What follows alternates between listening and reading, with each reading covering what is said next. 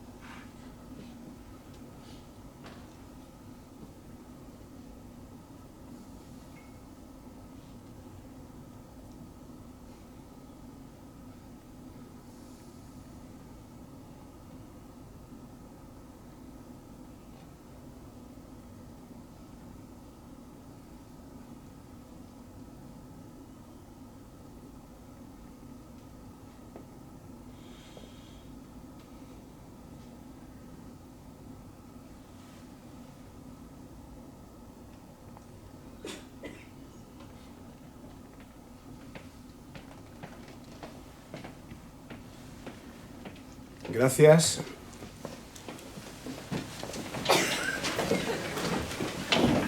Y ahora quiero agradecer al embajador de México, embajador Alday, como siempre, su colaboración. Como saben ustedes, siempre trabajamos muy codo con codo, hombro a hombro, con las embajadas representadas en Estocolmo. Y le voy a ceder la palabra para que él les presente a nuestros intervinientes de hoy, a quienes doy la bienvenida, especialmente a Brenda, que acaba de llegar hace unos minutos, unas horas, pocas horas, y es su primera vez en Estocolmo. Muchas gracias.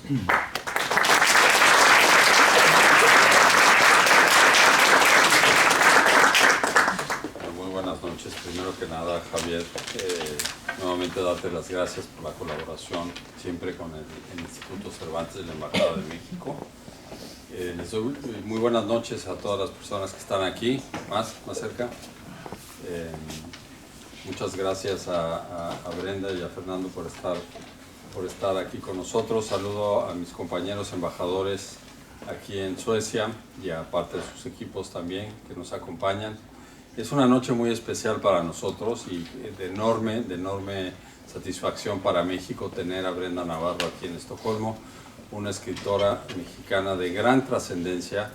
Actualmente su primera obra ha sido traducida a 11 lenguas, si estoy bien. Entonces es una mujer conocida cuyos mensajes, por la contundencia con la que escribe, por la fuerza de los temas que aborda, que son temas, esencialmente temas sociales, económicos, temas que afectan a las personas que tienen todavía que resolver una serie de temas en muchos países, México entre ellos, ¿no? Seguimos sin resolver cuestiones de desigualdad, seguimos arrastrando este proceso inacabado de igualdad de género, de la falta de empoderamiento total, pleno de la mujer en la vida en todos los aspectos.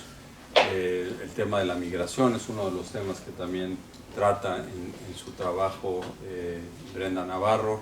Entonces, para nosotros de verdad es muy especial esta noche poder contar con ella y con Fernando Bermúdez, que también pues, va a ser parte de la conversación. Fernando es un lingüista y escritor argentino. Me da mucho gusto también conocerte, Fernando. Y bueno, simplemente desearles a todos y a todas que disfrutemos esta conversación, y al final pues les invitaremos a tomar una copa de vino. Hemos preparado algo de comida mexicana también, pues para cerrar con broche de oro esta que estoy seguro será una gran presentación, como siempre aquí en el Instituto Cervantes. Muchísimas gracias y buenas noches.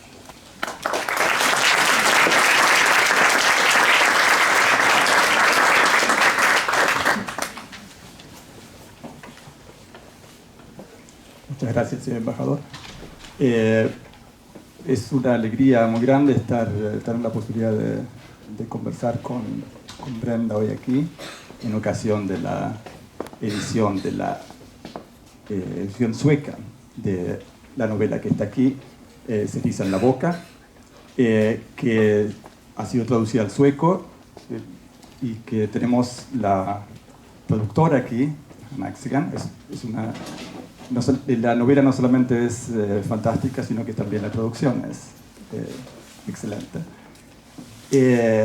Y es realmente una alegría poder conversar contigo aquí.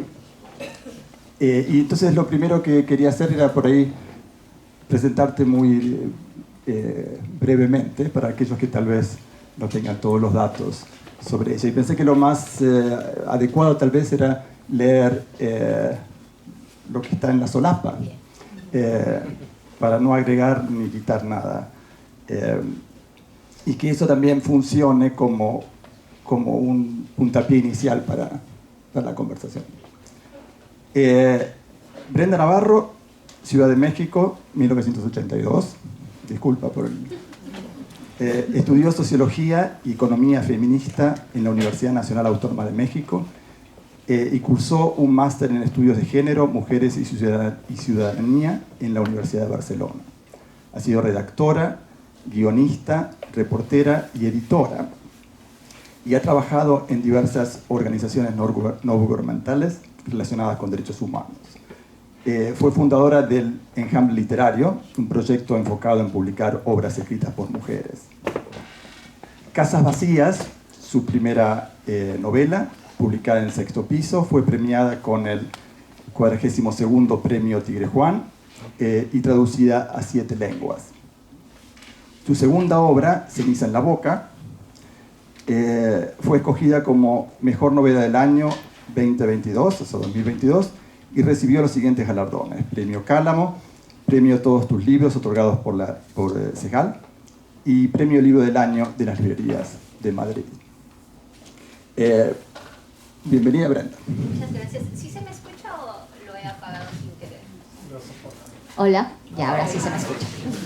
No, muchas gracias por leer el libro, por aceptar la invitación, y gracias a todas las personas que lo han hecho posible. Bien, si vemos esta pequeña semblanza, vemos que hay dos derivas, dos líneas. Empiezan por tu compromiso, tu activismo, tu militancia. Bueno, no está todo aquí, obviamente, y entre otras cosas, lo que no está aquí es tu participación en artículo 19, que es muy importante. Y por otro lado, la literatura, el éxito de los premios, etcétera, etcétera. Y mi primera pregunta era cómo se conjugan estas dos derivas, estas dos formas de ser en el mundo, digamos, tanto en la literatura como en la vida. Y por ahí empezar con la vida, es decir, cómo se conjugan estas dos identidades. Si te ves como una escritora que al mismo tiempo es activista o compromiso, o si eres una activista que escribe. Ya. ¿Aquí dice lo de artículo 19? No. Mira, qué curioso. Me ha resultado muy curioso porque justamente al mencionar artículo 19, que es una organización internacional que trabaja por el derecho a la libertad de expresión y acceso a la información en diversos países, pero bueno, yo trabajé en la oficina en México. Justo en mi paso en artículo 19 me di cuenta que el activismo me quedaba grande, y la forma de elaborar ciertos discursos como ciudadana, en primer lugar, también esa me quedaba chica. Entonces, en Artículo 19 me tocó además vivir un momento muy difícil en México, que tenía que ver justamente con las agresiones a los periodistas que trataban de dar información, y que teníamos que investigar si tenía que ver con su ejercicio periodístico o si tenía que ver con otras cosas, que en el fondo en realidad tenía mucho que ver con la impunidad, y con todo este entramado tan complejo en México. Y hubo una misión internacional en el que me tocó escuchar testimonios de familiares de periodistas asesinados, que me dejó digamos, me trastocó muchísimo.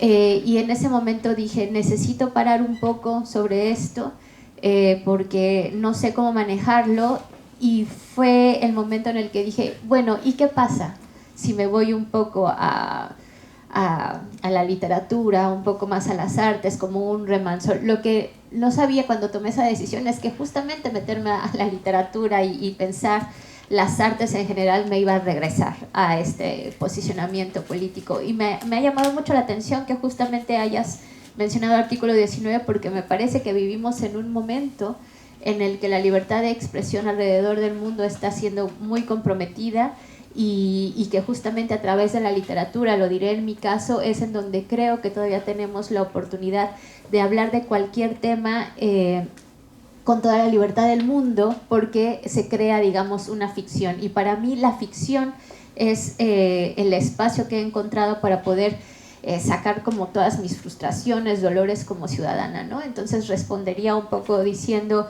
no puedo separarlas, porque además creo que esta pregunta que se ha hecho todo el tiempo y que yo creo que ya no se debería de hacer, porque el arte es político, sí, definitivamente es político, y quien lo niega, hoy leía un tuit, soy tuitera, no me sigan, leí un tuit que me pareció muy interesante, que decía, aquella persona que hace arte sin pensar en una postura política es traficante de dinero, y me pareció muy fuerte, y ya me hicieron decirlo aquí, ¿no? Entonces un poco así, me toca, si ya voy a empezar a sacar más cosas de activista que de literata. Pero incluso no solamente la escritura es activismo o es política, sino también la lectura. Y por ahí podemos volver luego hacia ese punto. Sí.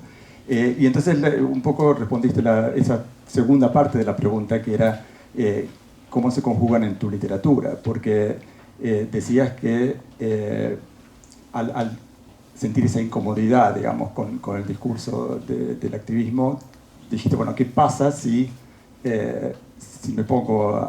me voy hacia las artes o hacia la literatura? Sí. Y entonces la pregunta que tenía era más bien si vos veías la literatura como una forma de activismo. Y en ese caso, ¿cuál es, digamos, la especificidad del discurso literario? Sí. ¿Cuál es la fuerza? ¿Qué es lo que lleva adelante? ¿Qué es lo que por ahí tiene que el otro discurso no tiene? Sí, esta es una pregunta que podría pasar horas, porque, digamos, es mi tema, ¿no? O sea, me encanta hablar de esto con personas que están interesadas en ello. Es complicado porque el marketing editorial ahora mismo se está encargando muchísimo de presentar especialmente a las escritoras latinoamericanas como las encargadas de hablar de literatura social. Y yo me peleo un poco con las etiquetas de la literatura porque, y esta es una broma que siempre le hago a mi editor de Sexto Piso, no solo en privado, en público, que la faja, me encantó ver que el libro no trajera faja, era como algo así, ya no me acuerdo, pero algo así como que mordía el libro, una voraz o una cosa así. Yo le decía, yo no he visto ninguna faja, por ejemplo a Rachel Kosk o a Leila Slimani, que diga algo como voraz, como salvaje, como violento, ¿no? De pronto estas etiquetas vienen un poco estas etiquetas de marketing vienen a generar un poco de daño a la conversación pública, porque otra vez pienso que cuando estamos utilizando el lenguaje en sí mismo, cuando yo estoy pensando cómo voy a generar una frase, cómo voy a desarrollar un personaje, me interesa en tanto el uso mismo del lenguaje, el ritmo, la forma, bla, bla, bla, pero también la complejidad y las capas que se van a ir generando, digamos, de cómo estos personajes que no existen en la vida real terminan relacionándose con la realidad de una forma que hace que quienes leen en esta postura política que tú dices y que me gusta mucho, también sientan una conexión para ellos también empezar a hablar, ellos, ellas y ellas, empiecen a hablar de las cosas que les trastocan a ellos, ¿no? Yo siempre creo que un libro sigue siendo, afortunadamente, este artefacto que hace que conversemos, ¿no? Que quien escribe pone algo ahí, pero justamente la lectura es la que hace que se genere realmente como la conversación literaria, ¿no?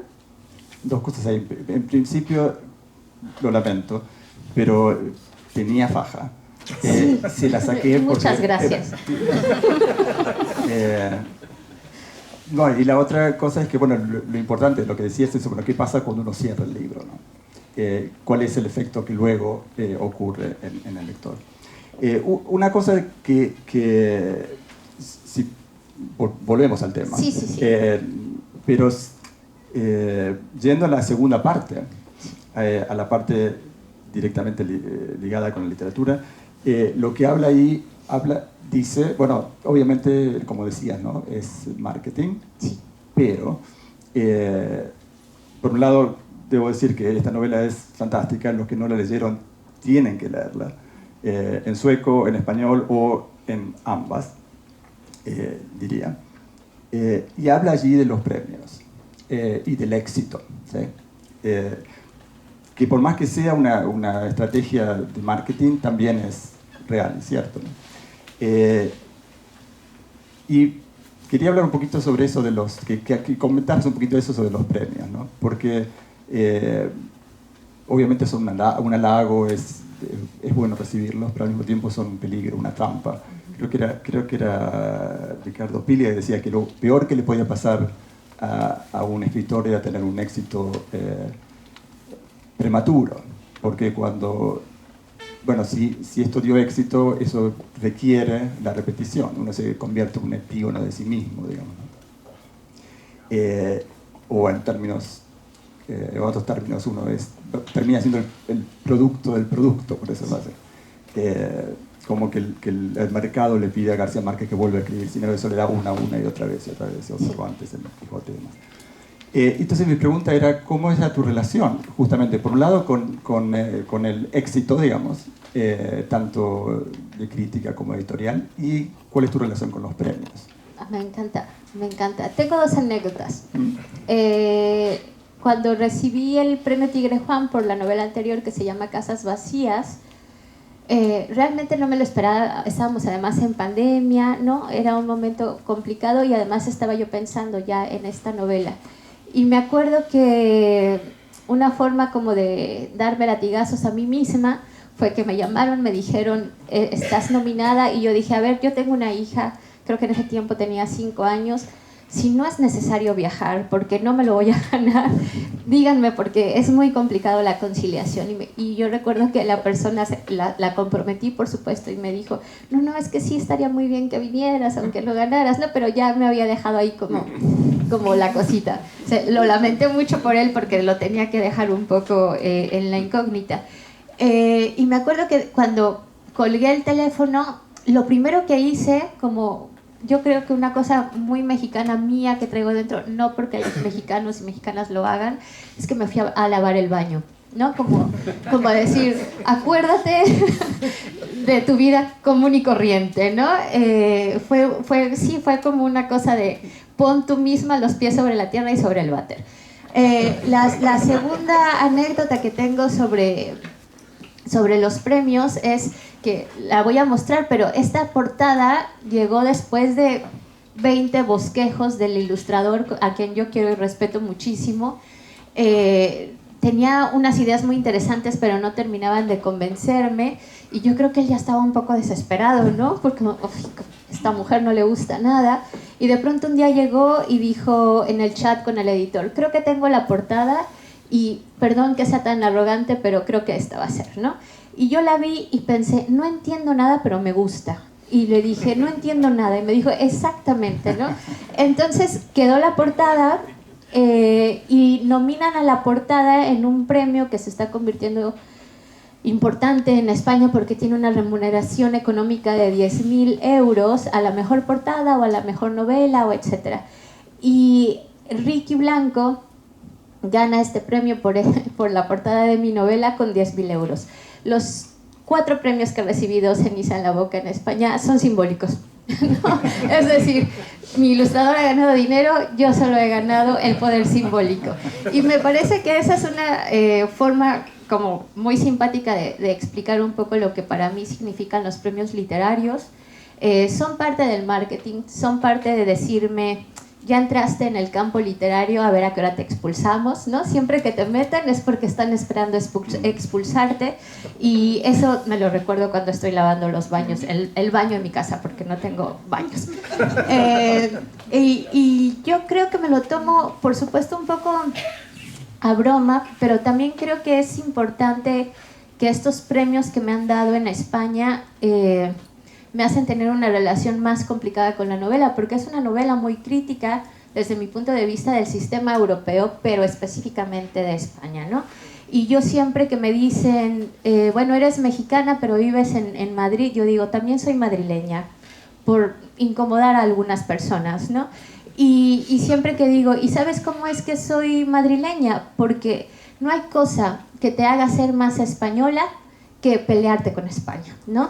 Entonces, para mí, este libro, que es una pelea directa con España, me hace decir, ya me gané mi lugarcito como madrileña, ya puedo pelearme, y no hay cosa que le guste más a los españoles que enojarse con España, pero seguir hablando de España. Entonces, también hago la broma de decir, este libro ha tenido el éxito que ha tenido en España porque habla de España. A lo mejor si hubiera hablado de, qué sé yo, de Argentina, a lo mejor no hubiera tenido el mismo éxito, no lo sé, pero sí hay una contradicción fuerte culturalmente hablando de quienes la han recibido y han sentido que hay una crítica importante al sistema, quienes la han recibido y se han acercado a mí con respeto y con falta de respeto a decirme, estás equivocada, yo trato bien a la chica que está en mi casa, ¿no? Como este tipo de contradicciones, pero para mí ha sido como justamente decir, te aceptamos que nos puedas venir a hacer una autocrítica, porque a la siguiente te vamos a destrozar, ¿no? Entonces,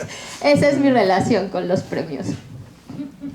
Ya que nombrás justamente el tema de Madrid o de España, de estar en España, uno podría decir que, bueno, sos una escritora mexicana viviendo en España, por lo tanto sos una escritora migrante o migrada. Sí. Y entonces de una novela de migrantes, o por lo menos cuyos personajes principales son migrantes mexicanos en España, escrita por una escritora migrada, podría decirse, mexicana en España, nos hemos acostumbrado a esperar ciertas cosas de una escritura de ese tipo, ¿no? O, por un lado, el testimonio o la historia de vida, algo que toque la autoficción, o, en el caso de que no lo sea, como en este caso, sí la intención de, digamos, darle voz a los inmigrantes o contar sus historias, etc. Y yo creo que,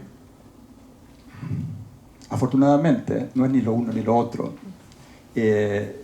Digamos, no es una novela que pueda reducirse a los temas que trata. Pero bueno, yo creo que ante esta situación de que iba a conversar contigo, leí muchas reseñas sobre la novela, y esto es algo que está mucho en las reseñas. Sí. ¿Cuál es tu relación con eso de que se la toma como si fuera esto, ¿no? Una Sí. novela de migrantes? Sí. Yo me hice, digamos, y me hice es un verbo incorrecto.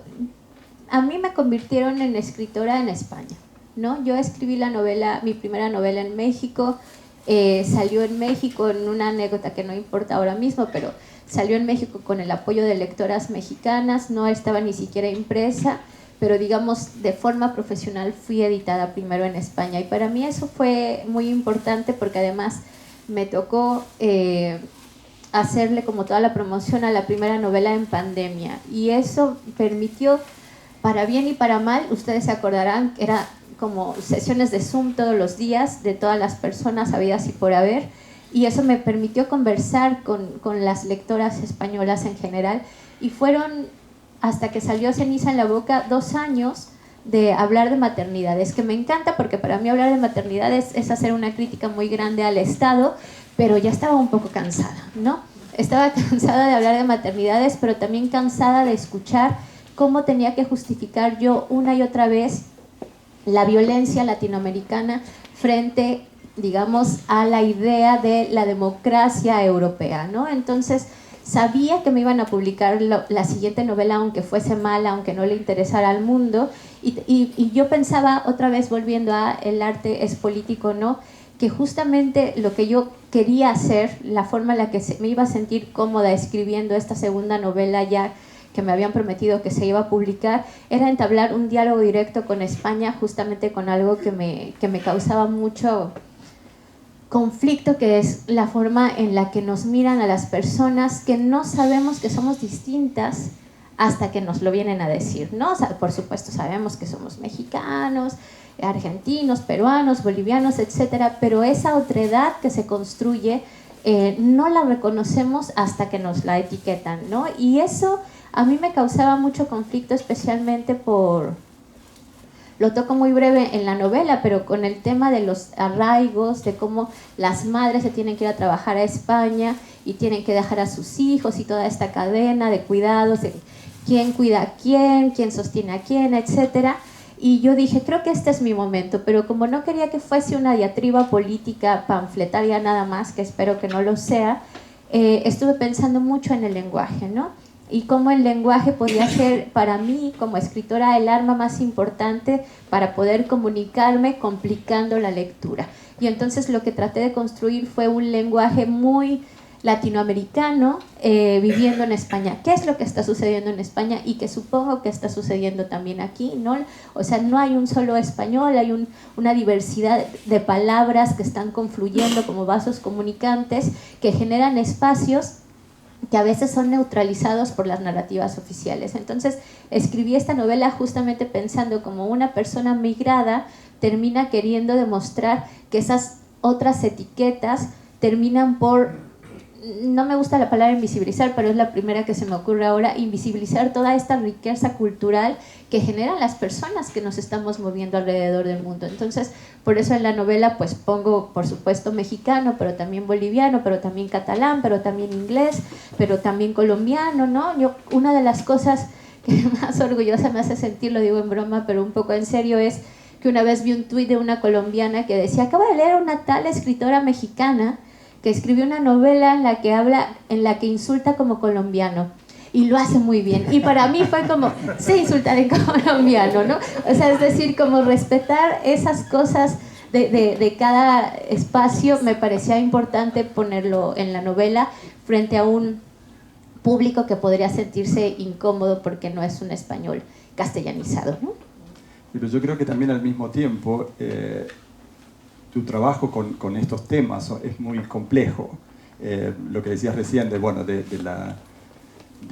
este concepto de latinoamericano, o que todos son mexicanos o panchitos, lo que fuera, ¿no? Pero la protagonista dice al mismo tiempo, bueno, para mí no sé si son españoles, catalanes, andaluces, me da también lo mismo, ¿no? Que esto va para los dos lados, que es difícil. Y decía también esto, que esto no se reduce a la experiencia migrante y demás, o a los temas que son la migración, pero también el dinero, la explotación laboral, el machismo, el feminismo, la violencia, la corrupción, la vigencia de la familia como estructura, etc. Pero yo creo que más bien, si es que narra algo, narra la imposibilidad de comunicar la experiencia migrante, ¿no? Así que no, creo que eso, más que no puede ser reducido a los temas. Y pensando lo anterior que hablamos de los premios, y que hablamos de ser epígono de uno mismo, y que hablabas ahora del lenguaje, y querría volver a eso del lenguaje también después, En tu caso no es así para nada. Y hablabas recién de que no querías seguir con la maternidad, el tema de maternidad de casas vacías y demás. Pero tampoco se ve desde las primeras páginas que hay un distanciamiento de la voz narrativa respecto de la novela anterior. Sí. O sea que no repites bueno, ya la tercera me voy a repetir. Pero es lo que se espera. Pero volviendo al tema de la militancia, o no de la militancia, sino de lo político del arte, y que te decía recién, no solamente de la escritura, sino de la lectura, una gran amiga argentina acaba de publicar un libro que tiene un título bastante provocativo, que se llama ¿Para qué sirve leer novelas? Y la idea es esta, ¿no? De que lo que sirve, bueno, ¿qué pasa esto, ¿no? De cuando cerramos el libro? ¿Qué es lo que queda? Y lo que queda es cómo la literatura, a partir de sus procedimientos, de su lengua, de las tramas, pero no de los temas, nos propone tretas y vías para comprender y para actuar en lo que decías recién, ¿no? ¿Qué es lo que pasa después? Y entonces lo que pensaba era, bueno, ¿qué es lo que querés que ocurra cuando uno cierra cenizas en la boca? Wow. Estaba pensando ahora que te escuchaba hablar que hay una frase que voy a parafrasear muy mal. Perdónenme, no tengo mi móvil, pero yo ya soy un poco cyborg y hay veces que lo necesito porque mi memoria ya no es tan buena.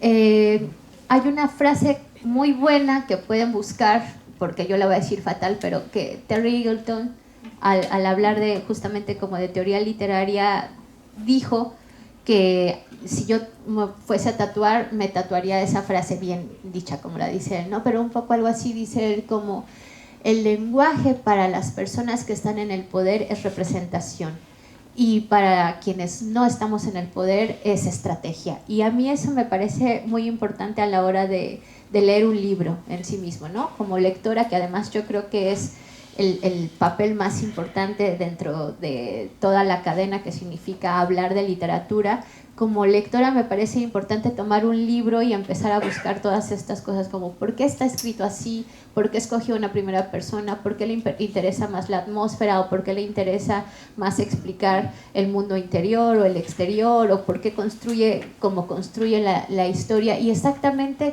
qué es lo que me quiere decir este escritor o esta escritora al hablar de ciertos temas. Y a mí me parece, la literatura que más me interesa es justo la que me deja incómoda y la que me hace sentir que no estaba viendo con la graduación correcta, ¿no? Como cuando tú, o sea, esto parece un romanticismo anacrónico, pero no es cierto. Cuando tú cierras un libro que realmente te gusta, sientes que ves el mundo distinto y que te permite tener como una pieza más de tu rompecabezas que se va llenando. Y para mí eso es parte de la maravilla de ser humanidad en sí misma, ¿no? O sea, cuando tú logras entender a través de lo que te dice un libro algo que creías que habías entendido, pero le encuentras otra capa, es cuando dices, pues qué bueno que usamos el lenguaje, qué bueno que hay tantos idiomas, qué bueno que podemos conversar y qué bueno que además se sigan imprimiendo y qué bueno que además se generen estos espacios. Entonces, lo que yo buscaría es no hablar con los autores y las autoras, porque creo que es lo que a mí no me gustaría hacer, y además las que más admiro ya se me han muerto. Pero sí me gusta terminar el libro y, por ejemplo, ir con mi hija o con mis amigas o con mi pareja y decir, he leído este libro y me recordó tal cosa, o he leído este libro y me recordó cuando yo pensaba no sé qué y ahora me hizo pensar esta otra cosa, ¿no? Entonces creo que eso es lo que yo espero, ¿no? O yo esperaba cuando terminé el libro. Me acuerdo que terminamos lo que se llama las galeradas con mi editor, y yo me acuerdo que él es muy madrileño, ¿no? Y él me dijo, pues a ver cómo nos va, ¿no? Estaba un poco nervioso él cuando terminamos el libro. Además es un tanto pesimista y catastrófico, decía, a lo mejor esto ya se acabó y no gusta y etcétera. Y yo lo que pensaba es, pues justamente que, que te haya generado esta incomodidad me hace sentir más segura de que el libro va a tener su camino, y además ha tenido un camino espectacular, que estoy aquí en Suecia, ¿no?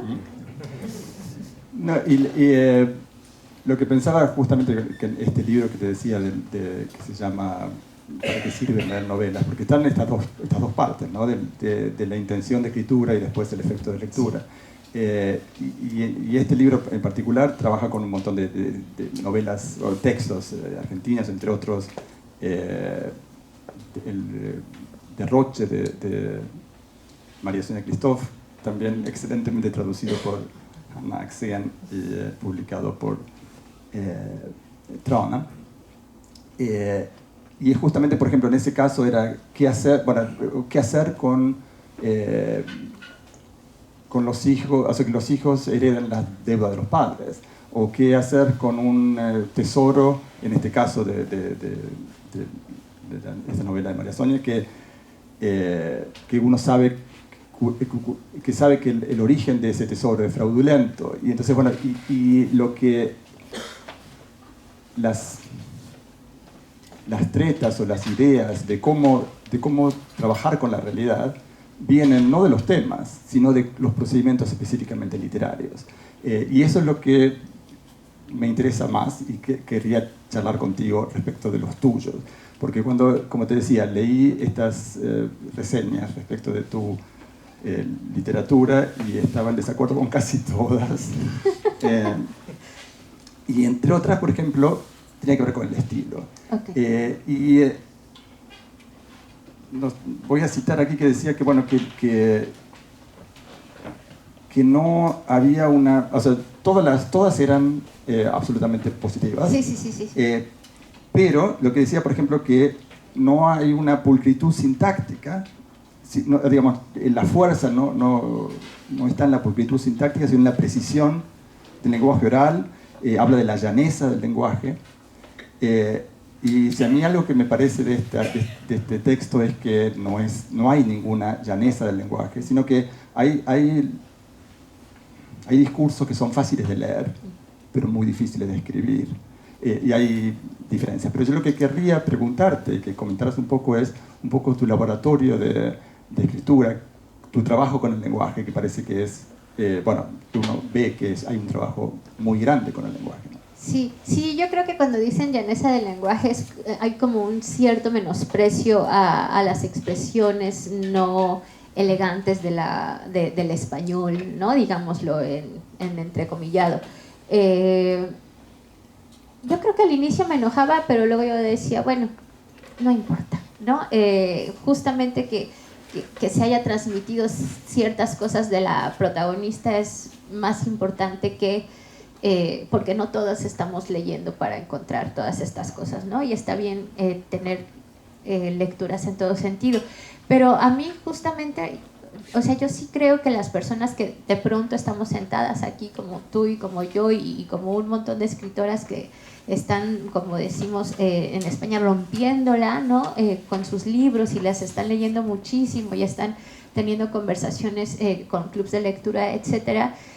Para mí sí creo que tenemos que tener, no tienen por qué ir a lavar sus baños, pero sí tenemos que entender que tenemos un privilegio que no todas las personas tienen, ¿no? Como de acceso y ejercicio de los derechos culturales que están tan socavados actualmente en nuestras sociedades.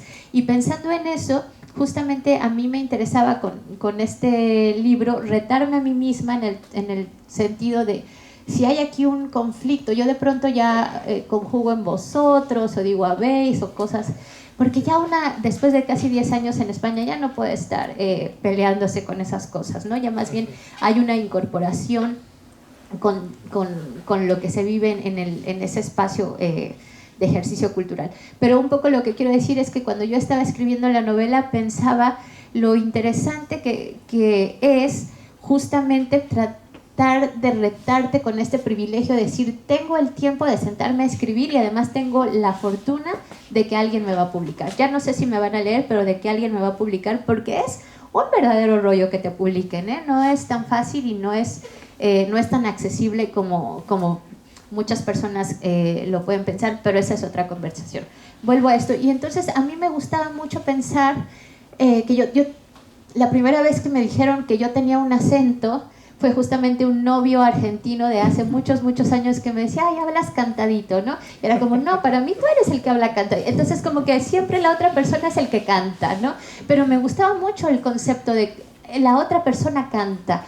Y eso, que el lenguaje permita justamente generar un ritmo o generar un cierto tono, para mí es como lo más importante del libro en Ceniza. Entonces fui muy ambiciosa, estoy segura de que no lo logré, pero me interesaba mucho tratar de pensar en que mi protagonista era una especie de Orfeo del siglo XXI, con esta cosa de representatividad de es mujer, ¿no? Hetero, etcétera, empoderada, bla, bla, bla. ¿Qué haría una Orfeo en el 2021 tratando de traer a la persona que ama del infierno antes de que este ser voltee y tenga su propio, digamos, final? Y lo que hice fue tratar de hacer que este libro fuese una especie de canción arrítmica, una especie de canción triste, que estuve trabajando como por año y medio con música, ¿no? Entonces, cuando yo estaba escribiendo la novela, que además, insisto, empecé en pandemia, no sé cómo fue acá, pero en España fue muy estricto, y entonces, como yo tenía una hija pequeña, solo tenía 20 minutos al día para estar sola conmigo misma, ¿no? Y cuando salía y caminaba me ponía a escuchar música de Vampire Weekend, lo sé, qué vergüenza, pero me volví como una especie de adolescente escuchando su música, que es como muy divertida y que parece muy superflua, y que además representaba para mí el sueño americano, ¿no? Y que era una cosa que me interesaba, el sueño americano, que en realidad es el sueño capitalista, ¿no? Y que me interesaba hacer la crítica. Entonces escuchaba mucho la música, y en una especie de memoria corporal, cada día 20 minutos pensaba en el personaje, en Diego, o en la protagonista, o en la madre, con la música, ¿no? Entonces, cuando ya tenía oportunidad de sentarme a teclear, volvía a poner las canciones y estaba pensando siempre en el ritmo y cómo las palabras...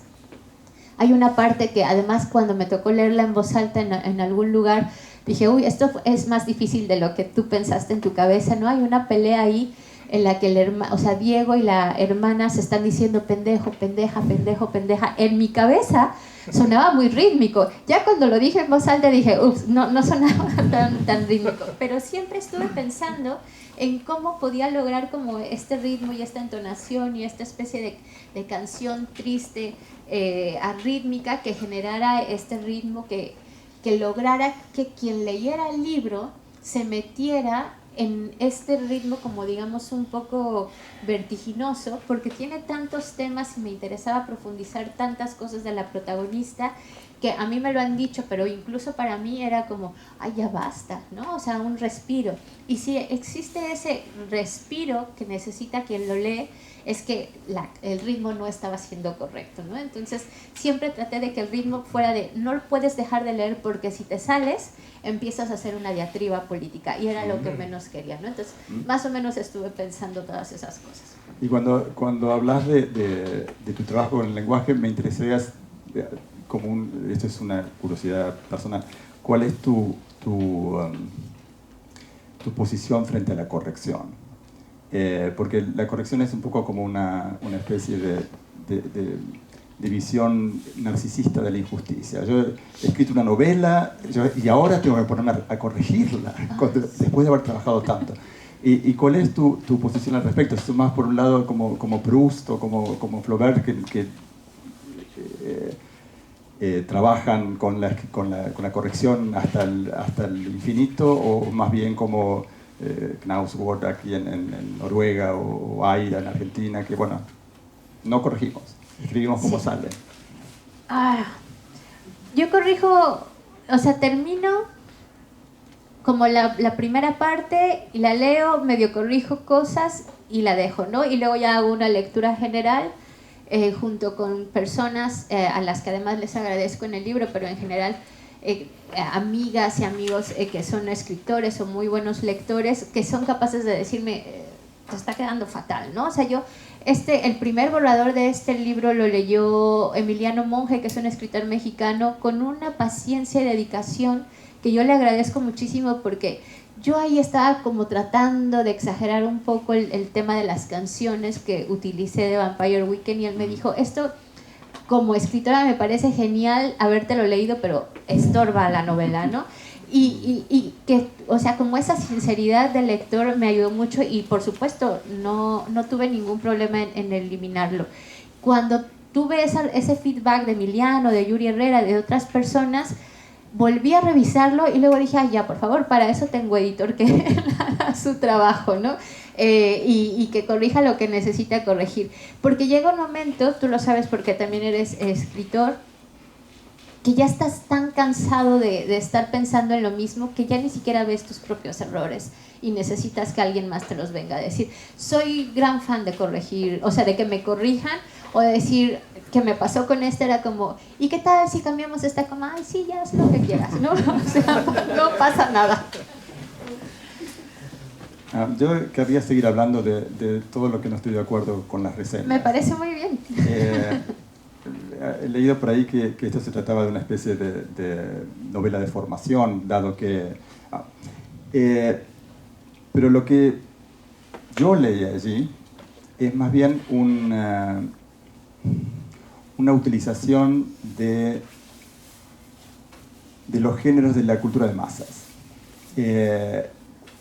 No de la manera de Manuel Puig o Puig, para hablar en catalán, de rescatar el discurso de la telenovela, etc., sino más bien los tópicos.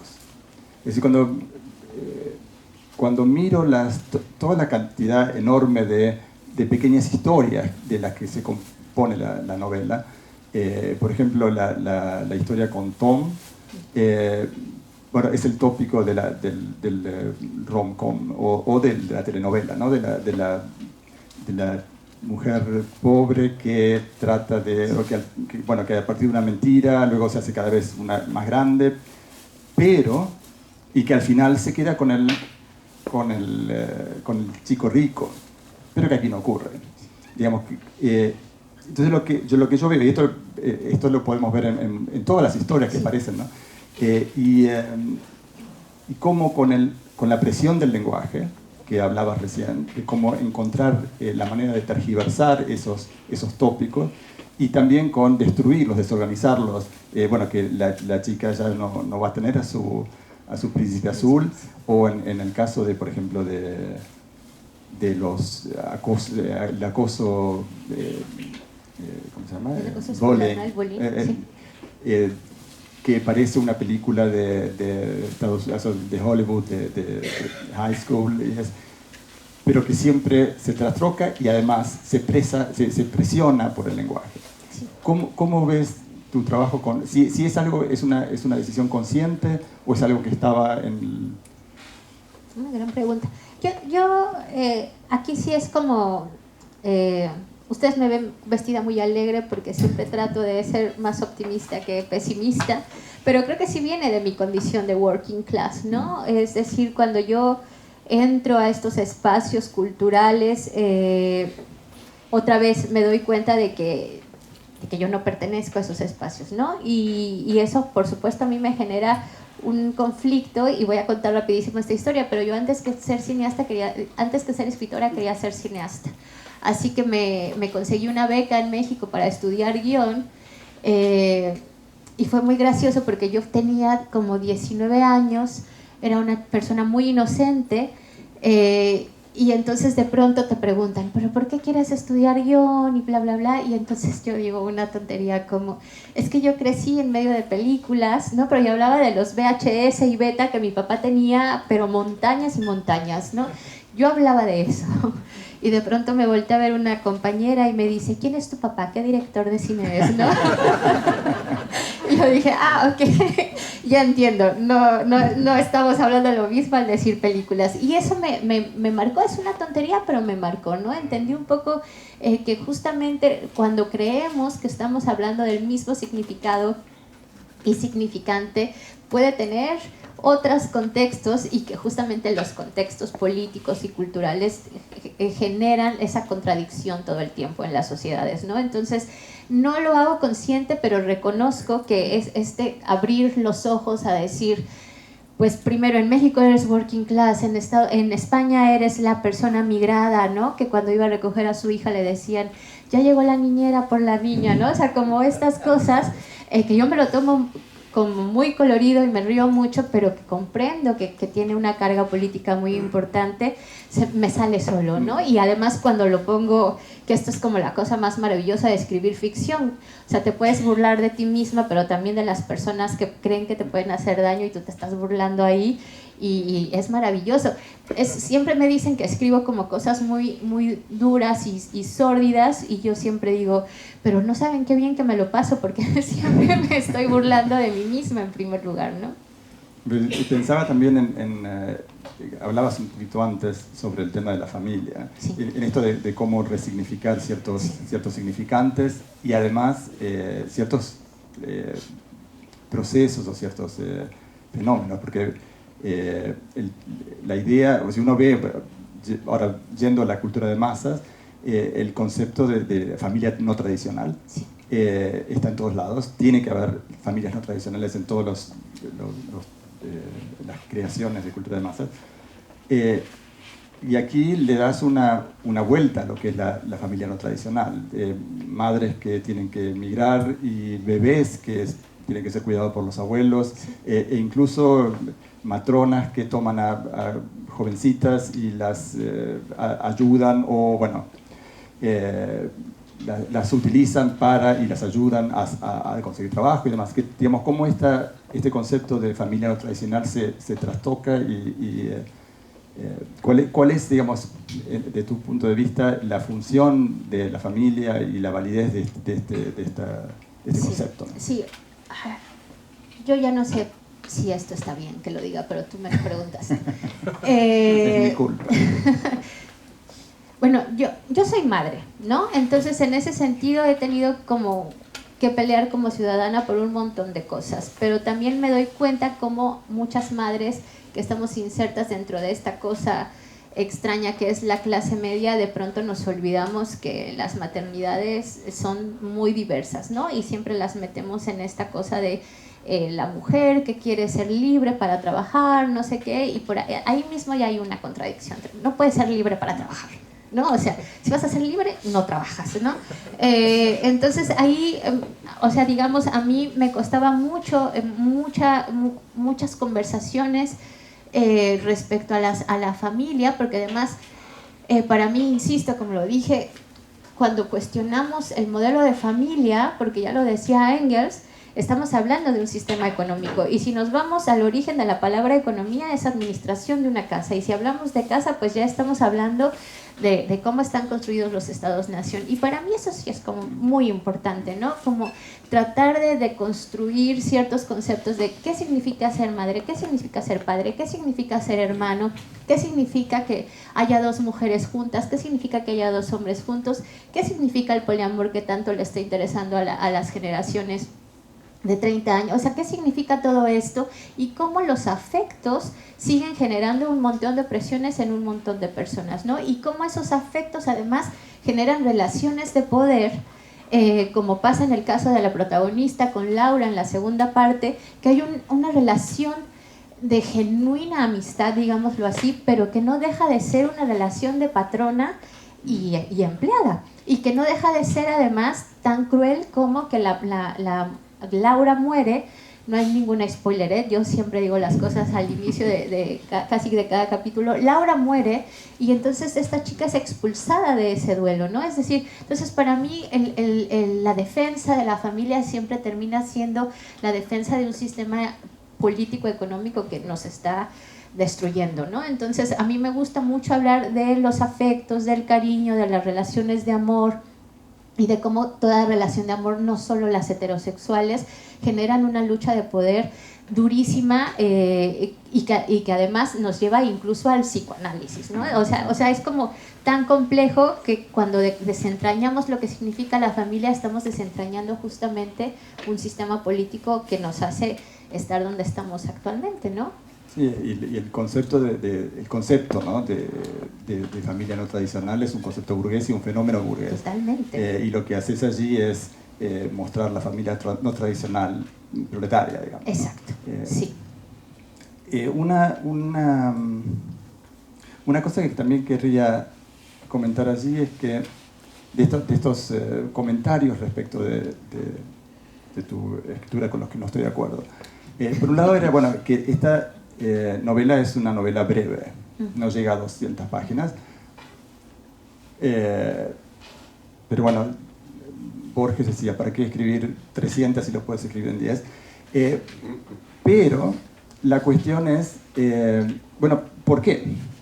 ¿Por qué es 200 páginas y no 400? Si pensamos en la novela como un objeto de mercado, la plusvalía de una novela de 400 es diferente a una de 200, ¿no? Entonces, Sí. ¿cuál es tu decisión? Porque pareciera que siempre estas son decisiones tuyas y propias y conscientes. Sí, o sea, yo creo que mi agente me va a matar, pero justamente hablaba con ella y le decía, voy a escribir una novelita, ¿no? No va a pasar de 90 y ni modo, si el mercado no la quiere y se acabó, ¿no? Es decir, siempre me estoy peleando justo con eso porque no sé cuál es la discusión acá, pero en España sí que hay una discusión de qué es el canon, quién está dentro, bla, bla, bla. Y por lo general lo que está pasando es que como las mujeres, las escritoras mujeres que están en boga ahora en España y voy a hablar de México específicamente, están hablando justo de maternidades, están haciendo autoficción, etcétera, las personas que no están de acuerdo con ese tipo de literatura, y entre comillas ese tipo, porque yo no sé a qué se refieran con ese tipo de literatura, o sí sé, pero en fin, están diciendo, bueno, pero pues que escriban una novela de verdad, ¿no? Que tendría que ser una novela además escrita con narrador omnisciente, ¿no? Que tendría que responder como con ciertas estructuras de la novela clásica, que nos lleva justamente a libros chonchos, que a mí sinceramente cada vez me interesan menos, ¿no? Y que justamente como tú dices, pues si lo pudiste haber dicho en un párrafo, ¿no? O como dicen en tweet, correos, reuniones que pudieron ser un tweet de 140 caracteres y los tenemos que hacer grandes. Entonces, sí es una decisión de decir, ¿cómo hago? Porque además, como les decía, yo siempre quise ser cineasta, ya no, pero en algún momento lo quise ser mucho.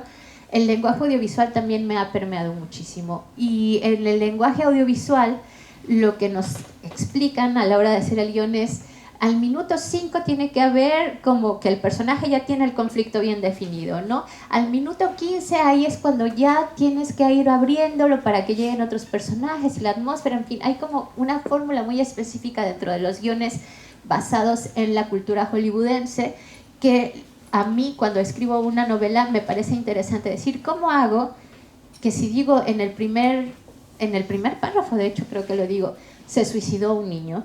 ¿Cómo hago para que la persona que quiera seguir leyendo este libro, además, o sea, ya sabe qué pasó, esté interesado? Y un poco lo que yo creo que es mi reto como escritor es cómo desarrollo, digamos, de una forma concretita, sintética, cosas que audiovisualmente podrían ser narradas, digamos, de una forma menos técnica, ¿no? Entonces siempre estoy también pensando mucho en cómo hago que siempre, vuelvo a lo del ritmo, que este ritmo vertiginoso permita que la lectura siga avanzando, porque, insisto, lo que he escuchado mucho es como, es que son tantos temas, son tantas emociones, son tantas situaciones que un poco, si a mí me dijeran, esta cosa va de esto, incluso yo misma diría, uff, pero qué pesado, ¿no? Entonces, esta forma de tratar como de generar estas pequeñas historias bien engarzaditas es parte de mi técnica como escritora. Y yo creo que cuando hablamos de escritura como política también, y después la lectura como política, que esta velocidad de tu prosa, yo la leo como una forma de entender y desmenuzar la velocidad del sistema capitalista. Pero no solamente la novela es breve, sino que, como decías recién, hay infinita cantidad de historias, de pequeñas historias. Creo que la más larga es la de Laura, que tendrá 10 páginas, más o menos. Y entonces en otra de estas reseñas, que decía, bueno, no empezaba, pero en el medio decía, bueno, el único defecto que tiene la novela es que es muy breve. Uno quiere seguir, quiere más. Y eso es también una demanda del capitalismo, ¿no? Pero a lo que voy es que, y lo que decía también esta reseña era que, bueno, todas estos personajes que aparecen y que desaparecen y uno quiere saber más. Y mi pregunta es, ¿por qué no los desarrollan? Yo tengo mi propia hipótesis, pero no lo voy a decir ahora. Pero ¿por qué hay tantas historias, breves historias? Por poner un ejemplo, Sí. La ceremonia de las cenizas con el abuelo, qué sé yo, Tom que se pone va a una, ¿cómo se llama? A tocar una banda que toca los fines de semana. O sea, todo esto podría desarrollarse en un relato largo, en una novela. Sí. ¿Por qué te quedas en ese núcleo duro? Nada más? Tengo que confesar que me encantaría saberlo con la inteligencia que tú me has hecho la pregunta, pero digamos, respondiendo un poco a mi verdad, ¿no? Creo que tiene mucho que ver con que cuando yo escribo una novela, y tengo un montón de colegas que no están de acuerdo conmigo, lo que me interesa es el desarrollo de la o del personaje, ¿no? Es decir, más allá de pensar en esto que acabo de decir, de cómo voy desarrollando, que me interesa mucho, en realidad cuando estoy escribiendo una historia lo que me interesa es realmente, no sé si la palabra sea profundizar, pero digamos hacer que el personaje o la personaje sea lo suficientemente contradictoria como para que se sienta humana, ¿no? Porque no es humana, es algo que se inventó. Entonces, para mí, esa complejidad tiene que ver literalmente y literariamente con cómo se relaciona con la realidad. Y nosotros, por más que queramos ser omnipresentes, aquí hablo como madre, por más que yo quisiera saber todo lo que le pasa en la vida a mis hijas, solo estoy en un pequeño espacio determinado de tiempo y solo funjo un rol específico para ellas, ¿no? Y en esa posición de entender que no soy dueña ni controlo nada de algo que además nació literalmente de mí, lo traslado a la literatura pensando lo mismo. La narradora o la protagonista no puede saberlo todo, pero sí puede tener una cierta visión que le va a marcar la forma en la que se va a relacionar con la realidad. Y me gusta mucho que no tenga como una verdad absoluta, porque vuelvo un poco a lo que decíamos al inicio, como justamente para mí la literatura tiene que ver con un pequeño determinado momento de tiempo en el que se refleja algo como cierta especie de fotografía, ¿no? Y aquí me río mucho cuando yo desarrollo esto en otras conversaciones con gente con la que hablo en lo privado. Para mí, finalmente, escribir la novela tiene que escribir el tiempo, ¿no? Cómo utilizas el tiempo y cómo haces que ese tiempo, que yo digo de broma, como siempre está en gerundio, sucediendo en ese momento, ando, yendo, etcétera, solamente permita que lo tengamos así, porque cuando lo abrimos así, entonces pues ya mejor escribo como narradora omnisciente y como muchos escritores que antes admiraba y ya no. Y a lo mejor, como para no decir que hay una pelea con los escritores, pienso mucho en Milan Kundera también, ¿no? Que me ha influenciado muchísimo literariamente, que él justamente va poniendo pedacitos y eso me ha hecho, pues, copiarle un poquito. Sí, yo pensaba, a lo mejor, creo que era ahora no me acuerdo, pero creo que era Nabokov, que en un momento habla de que hay un paréntesis donde dice algo así como un pecho que emanaba sangre, gritos. Y eso era todo lo que, es toda la historia que uno podría tener una novela sobre eso. Sí. Pero justamente porque al estar en primera persona, decías, bueno, hay un límite de qué es lo que puede saber, y esto tiene que ver simplemente con técnica literaria, ¿no? De qué es lo que puede saber esta persona. Pero obviamente uno puede saber mucho, o sea, ella podría saber mucho más, de todos modos. Y el hecho de quedarse allí y no... porque para mí no son personajes, los otros. Ricardo y todos estos no son personajes, sino que son formas de ser de Nell.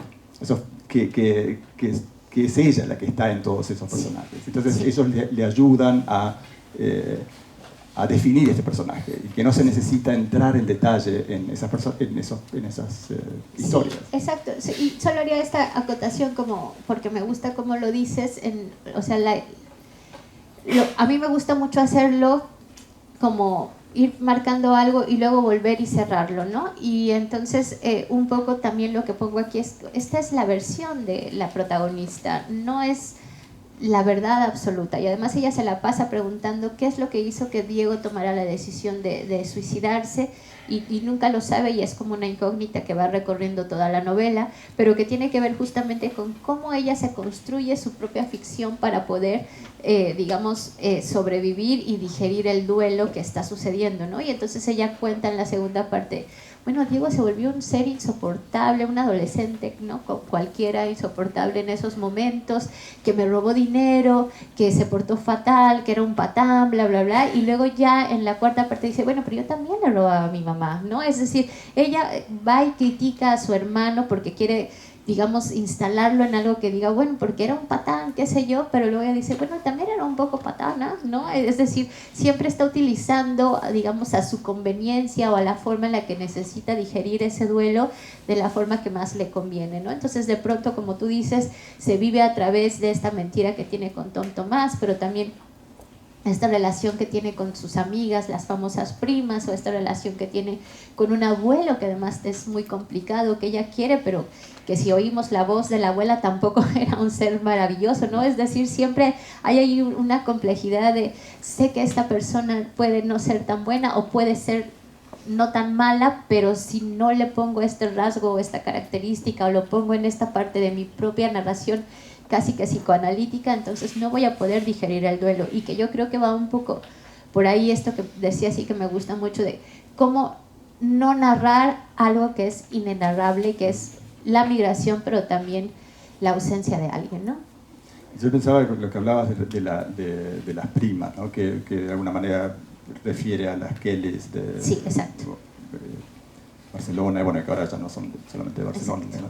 Pero que, como hablábamos al principio, de la idea de que, digamos, cómo se lee, cómo uno puede leer políticamente una novela.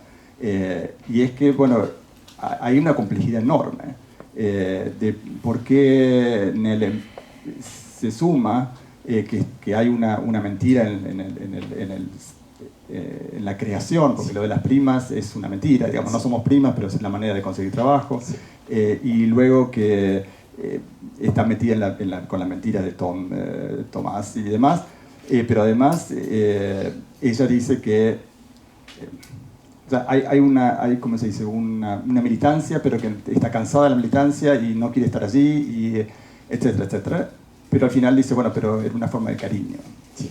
Y están todas esas cosas, y yo creo que eso le da al lector, bueno, el lector puede tomar esto, ¿no? Decimos, cuando cerramos el libro, ¿qué nos queda, por ejemplo, de la militancia? ¿O qué nos queda de estas instituciones o de estos movimientos que no son tan claros, que no sabemos bien cómo son, y si queremos estar allí o no, y por qué estamos allí o no? Y creo que eso le da herramientas al lector para la acción en el presente político. Sí, y o sea, yo diría un poco como en esta posición de lo que están sucediendo en los movimientos sociales de las mujeres. Yo no sé cómo se viven dentro de los hombres, ¿no? Pero digamos, lo que yo veo dentro de los movimientos sociales de las mujeres, las contradicciones, siempre digo, bueno, es que hasta en eso nos exigen ser perfectas, ¿no? O sea, hasta para militar nos exigen que seamos grandes amigas, como si los movimientos políticos trataran de si nos llevamos bien o no nos llevamos bien.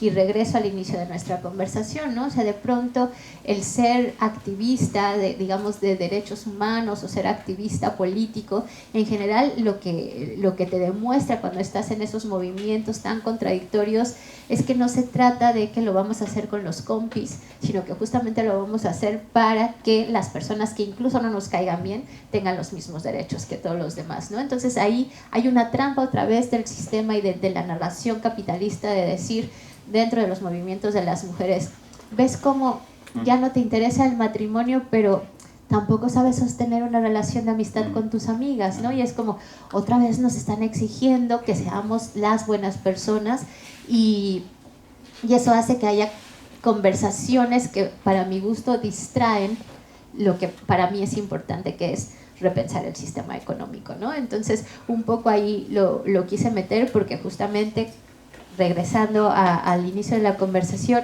me parece que cuando estamos pensando en las artes en general, lo que nos tenemos que preguntar es, por supuesto, un libro no va a cambiar el mundo en absoluto, ni un cuadro, ni una danza, ni una película. En realidad nada va a cambiar el mundo, sino que en gerundio se está cambiando el mundo porque la humanidad es cambio, ¿no? Y todo el tiempo nos están diciendo que tenemos que buscar la estabilidad, ¿no? Eso nos vende el sistema capitalista.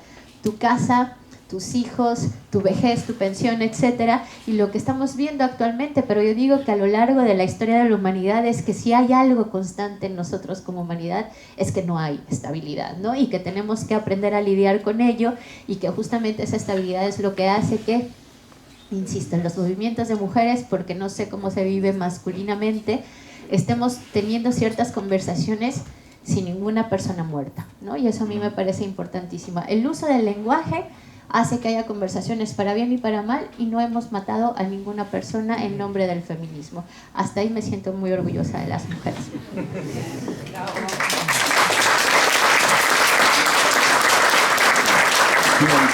Y creo que es un momento y un lugar perfecto para abrir las preguntas del público. Una sola cosa quería decirte antes, que es... no me acuerdo quién era que decía, nunca te encuentres con escritores de los cuales te gusta su literatura, porque te van a decepcionar. Pero no es el caso, realmente. Entonces, quienes quieran hacer preguntas...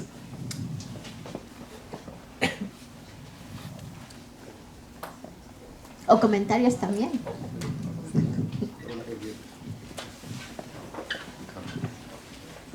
Bueno, creo que me toca romper el hielo, aunque estoy seguro que todos tienen muchas preguntas porque yo destacaría eso, ¿no? La cantidad de lecturas, la cantidad de temas que han salido. Ese es para mí el valor esencial de la obra de arte, ¿no? Lo que le puede decir al espectador o al lector, y a cada uno nos puede decir una cosa muy diferente, ¿no? Destacar también, bueno, un poco casi... parafraseando de cierta forma lo que has dicho, Fernando, hay muchos escritores que cuando hablan te decepcionan, ¿no? No es que no te gusten, es que dices, bueno, ¿cómo esta persona que escribe tan bien luego se expresa con la palabra mal, ¿no? Y hay algunos nombres que están ahí en el Olimpo, que no voy a mencionar, que cuando los lees, ostras, hasta te hace dudar. Estoy pensando en uno de ellos, a lo mejor en privado lo digo, que escribe con seudónimo. Y dices, mira, es que a lo mejor el del seudónimo es quien escribe, ¿no? Bueno, en fin. Y en este caso, que además lo uniría, no puedo no unirlo, a otros dos escritores de primer nivel que hemos tenido, ¿no? La verdad es que he de agradecerle a mi predecesor, a Juan Carlos Vidal, que fue el que hizo este programa, esta programación. Los amigos de él, por favor, díganle que yo, a pesar de ser su sucesor, hablo bien de él y le agradezco, porque es verdad. Estoy encantado de haber tenido nada menos que a Jorge Volpi, a Luis Mateo Díez y a Brenda Navarro, de generaciones diferentes, y que los tres hay elementos comunes como ese poder también de comunicación con la palabra. Magnífico, ¿no? Los tres. También el interés, la pasión por el cine, ¿no? Otro elemento también que coincide, ¿no? Y también, bueno, tengo muchas preguntas, pero tampoco quiero acaparar. Mi objetivo ahora es romper el hielo, como digo. Tu editor, Brenda, debe estar muy contento contigo, porque la verdad es que todo el mundo, yo creo que todos estamos deseosos de comprar la novela y de leerla, ¿no?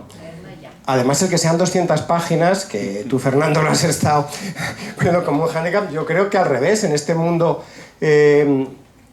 posmoderno, muy este mundo de las redes sociales, que ya todo tiene que ser brevísimo, ¿no? Y rompo una lanza en favor de Jorge Volpi, Todavía estoy leyendo. Les dije que el primero que iba a leer el libro de Volpi era yo, pero son 700 páginas. Sí. Y entonces, bueno, estoy acabando, ¿eh? Es un fantástico, pero yo creo que esas 200 páginas de Brenda están invitándonos a todos a salir corriendo y a comprar la novela, que desgraciadamente yo creo que no se puede conseguir en Estocolmo, o sí, o por Amazon. Pues digamos, no lo sé, ¿no? pero aquí todo el mundo habla sueco, entonces lo puede leer. Claro, puede yo... leer Kaimunen. Mañana, vamos, el Cervantes no puede hacer publicidad y tal y cual, pero mañana en Kulturhuset sí se venderá o no sé si mañana, ¿no? Sí. Ya, bueno. Pues nada más, tengo un montón de preguntas, pero ya te las haré o por email o por Twitter. Y mi objetivo era romper el hielo, claro. Hola Brenda, soy Maite Calderón, mexicana también. No he leído tu novela, pero retomando un poco lo de la brevedad, la velocidad en la prosa, mi pregunta para ti es si tal vez con esta velocidad en prosa, sin una novela corta, tú sientas que los temas tan fuertes que abordas puedan llegar más al lector, puedan causar un impacto con esa brevedad. Porque es una técnica literaria, como tú lo mencionas. Sí. O sea, me he quedado pensando porque justamente una cosa que decía Fernando al inicio y que yo estoy de acuerdo, te voy a parafrasear muy mal, como ya lo hice con Terry Eagleton, a mí justamente no me pasa por la cabeza que o sea, cuando estoy escribiendo no estoy pensando, ay, voy a hablar de migración, ¿no? O, ay, voy a hablar de maternidad, o voy a hablar de duelo, eutanasia, lo que sea. De pronto, esta novela empezó justamente porque yo leí en un portal digital en Madrid que un niño de 14, 15 años se había aventado de un 5º piso, y a mí eso me sigue generando mucha molestia porque con todas estas teorías que estamos escuchando sobre el uso del cuerpo, la propiedad del cuerpo, sobre mi cuerpo es mío, en un montón de espacios en los que es necesario, de pronto, ¿qué tan válido es decir que tu cuerpo es tuyo para hacer un último statement político y arrojarte al piso? Entonces yo siempre estuve pensando en eso, y todo lo demás iba saliendo un poco como lo que tú dices, como genero una historia que compacte ciertas cosas que me parece que podrían ser importantes en las discusiones que yo no tengo, porque para bien o para mal, como decíamos, no puedo tener una visión omnisciente de lo que están hablando las personas más jóvenes, ¿no? 20 y tantos años. Entonces, más bien como que trataba de rescatar ciertas cosas que me parecía que podían serles importantes a los adolescentes, pero que no tenían idea de qué. Entonces, creo que más bien la técnica de hablar de forma breve es, como ya dije, la construcción de la personaje, pero en realidad nunca se me ocurrió decir, bueno, que esto impacte más, porque tengo la inocencia de creer que no escribo cosas tan duras y tan violentas, sino que cuando vienen y me dicen, pero qué fuerte, es como, pues a lo mejor sí soy muy mexicana, porque normalizo muchas cosas que para otros espacios parecen ser no tan profundos. Y digo profundos porque también, insisto, llevo años tratando de desmitificar esta idea de que Latinoamérica es violenta per se, cuando yo pienso que Europa es la que hace apenas 75 años estaba en guerra y ahora también está en guerra, ¿no? Pero esa es otra discusión. Ay. Hola Brenda, Hola. Me llamo Nilce. Creo que lo mío no es una pregunta, es un comentario, y creo que lograste tu objetivo conmigo, porque a mí el libro me incomodó de varias maneras, positivamente, ¿no? Era como lo leí y decía, ya dejen de pelearse, ya son hermanos, ¿no? Y yo, lo cierro, y al otro día, pero ¿qué pasó, no? Igual creo que yo compré el libro, yo ya lo leí, compré el libro en México, lo traje a Suecia, y leerlo aquí con justo el lenguaje, ¿no? Como recordar, como maldecir, para mí era como, me encantó, porque hace cuenta, en casa yo no, bueno, con mis papás no maldigo, ¿no? Porque los respeto y bueno, no les gusta escuchar palabras, ¿no? Entonces leerlo era como, finalmente, no lo estoy diciendo, pero lo estoy leyendo, entonces está pasando en mi cabeza, ¿no? Como este tipo de discusiones con mi hermano, que decía, luego nos decimos así, pero que no lo escuchen nuestros papás, ¿no? Entonces creo que algo que me gustó mucho fue poderlo leer aquí y sentir como este lenguaje mexicano también, ¿no? Que creo que algo que me da mucha curiosidad y que por eso quiero leerlo en sueco es porque estoy aprendiendo sueco, Y obviamente cuando aprendes un idioma normalmente lo primero que se te pegan son las palabras, estas expresiones, no así como de insultos o de no sé, ¿no? Aquí es bien difícil, como que no, como que siento que no pasa eso, no es lo primero que aprendes, ¿no? Es más amable, más así. Entonces tengo mucha curiosidad de saber cómo tradujeron todas estas expresiones al sueco. Entonces sí, pero no, felicidades por el libro y me encantó, yo creo que hubiera sido diferente a lo mejor leerlo en México, pero leerlo aquí, no sé, lo disfruté creo que muchísimo. Y sí, igual encantada de conocerte. Lo ha hecho maravillosamente bien. Yo también tengo curiosidad de saber sueco y saber cómo se dice amablemente pendejo. Yo tengo un pequeño... consejo, y es que no empiecen a leer la novela un jueves a la tardecita, noche, porque no van a poder dejar la novela. Es así, es imposible dejarla. Así que es mejor empezar un sábado a la mañana, así no llega, porque quedarse sin dormir. Brenda, primero que nada quiero saludarte a mí. El haber escuchado el libro, yo lo escuché. Hay que pegarse el micrófono. Perdón. Bueno, quiero saludarte. En primer lugar, debo decirte que, por cierto, tu libro me despertó muchísimas cosas. Me devolvió a mi barrio ese proceder, ese hablar, esa forma tan clara de decir las cosas, lo que se siente, y no lo que quiere ser escuchado por parte del otro. Para mí fue muy bueno. A la vez que claro, como hombre, pienso que todos los hombres debemos hacer un examen interno hacia cada uno de nosotros y en forma más masiva, si es posible, porque justamente somos nosotros los que entorpecemos. Son esas leyes, bueno, es la herencia que hemos recibido y que seguimos generando más herencias equivocadas, ¿no? Y a mí me ayudó mucho, pero claro, el libro me deja titubeando, porque no se termina. Es una historia sin final, pero es que es la historia que vivimos. Por eso yo te agradezco y realmente siento un respeto enorme por ti y un cariño muy grande.